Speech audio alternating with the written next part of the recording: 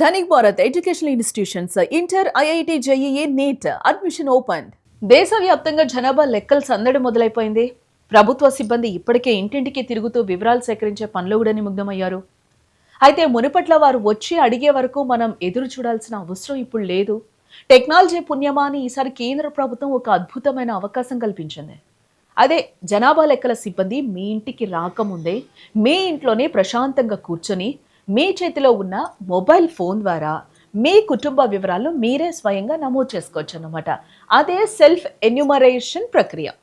ఇది ఎలా చేసుకోవాలో, దీనివల్ల మీకు కలిగే లాభాలేంటో ఇప్పుడు నేను వివరంగా ఈ వీడియోలో చెప్పే ప్రయత్నం చేస్తాను. చివరి వరకు ఈ వీడియో చూడండి.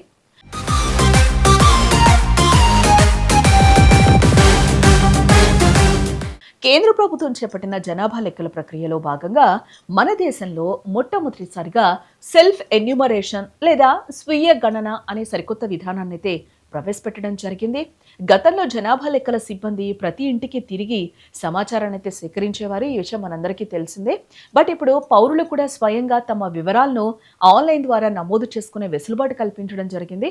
ఇది పూర్తిగా డిజిటల్ పద్ధతిలో సురక్షితమైన వెబ్సైట్ ద్వారా నిర్వహించబడుతుంది. ముఖ్యంగా తెలంగాణ రాష్ట్రంలో ఏప్రిల్ 26 నుండి ప్రారంభమైన ఈ ప్రక్రియ మే 10వ తేదీ వరకు కూడా కొనసాగుతుంది. ప్రజలు తమకు వీలైన సమయంలో కేవలం 15 నుండి 20 నిమిషాల వ్యవధిలో తమ కుటుంబ వివరాలను తెలుగుతో సహా 16 ప్రాంతీయ భాషల్లో ఏదో ఒక దాన్ని ఎంచుకొని సులభంగా అయితే ఇక్కడ నమోదు చేసుకోవచ్చు. ఈ ప్రక్రియను ప్రారంభించడానికి పౌరులు ముందుగా తమ మొబైల్ లేదా కంప్యూటర్లో అధికారిక వెబ్సైట్ అయిన se.census.gov.in ను సందర్శించాలి. అక్కడ కనిపించే సెల్ఫ్ ఎన్యూమరేషన్ లాగిన్ ఆప్షన్ ఎంచుకొని రాష్ట్రం పేరు మరియు స్క్రీన్ మీద ఉన్న కోడ్ను ఎంటర్ చేసి ముందుకు వెళ్ళాలి.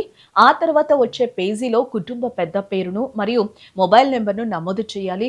గుర్తుంచుకోవాల్సిన విషయం ఏంటంటే ఇక్కడ ఒక కుటుంబానికి ఒకే మొబైల్ నెంబర్ మాత్రమే వాడాలి. ఆ నెంబర్కి వచ్చి ఓటీపీ ఏదైతే ఉంటుందో దాన్ని ఎంటర్ చేసిన తర్వాత మీకు నచ్చిన భాషను ఎంచుకుని మీ జిల్లా, గ్రామం లేదా పట్టణం మరియు పిన్ కోడ్ వంటి వివరాలను అయితే అక్కడ మీరు ఎంటర్ చేయాల్సిన అవసరం ఉంటుంది. తర్వాతి దశలో మీ మొబైల్ లొకేషన్ ఆన్ చేసి మ్యాప్లో మీ ఇంటి వద్ద ఎరుపు రంగు గుర్తును సరిగ్గా సెట్ చేయాలి. అనంతరం మీ ఇంటి సౌకర్యాలకు సంబంధించిన సుమారు 33 ప్రశ్నలకు సమాధానాలు మీరు అక్కడ ఇవ్వాల్సి ఉంటుంది. అన్ని వివరాలు నింపిన తర్వాత ఒకసారి సరిచూసుకొని సబ్మిట్ అనే ఆప్షన్ చేయాలి. వెంటనే మీకు క్యాపిటల్ హెచ్ అక్షరంతో మొదలయ్యే 11 అంకెల ప్రత్యేక గుర్తింపు సంఖ్య SCID వస్తుంది. ఈ ఐడిని జాగ్రత్తగా మీరు భద్రపరచుకోవాల్సిన అవసరం ఉంటుంది. ఎందుకంటే తదుపరి దశలో జనాభా లెక్కల సిబ్బంది మీ ఇంటికి వచ్చినప్పుడు ఈ నెంబర్ను వారికి చూపిస్తే సరిపోతుంది. దీనివల్ల వారు మళ్ళీ మిమ్మల్ని ప్రశ్నలు అడగకుండా నేరుగా మీ వివరాలను సిస్టంలో ధృవీకరిస్తారు. దీనివల్ల మీ సమయం ఆదా అవ్వడమే కాకుండా మీ వివరాలు కూడా ఖచ్చితంగా నమోదవుతాయి.